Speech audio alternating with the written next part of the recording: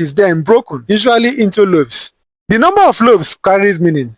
2 lobes may carry a message. 3 lobes are considered masculine and favorable. 4 lobes are auspicious for all. 5 or more lobes are especially blessed. The dibia may read the pattern of the kolas breaking as a form of alpha divination, an early message from the chi. Other items commonly placed alongside the kola nuts include ose oji, alligator pepper, which accompanies the kola as its spiritual companion.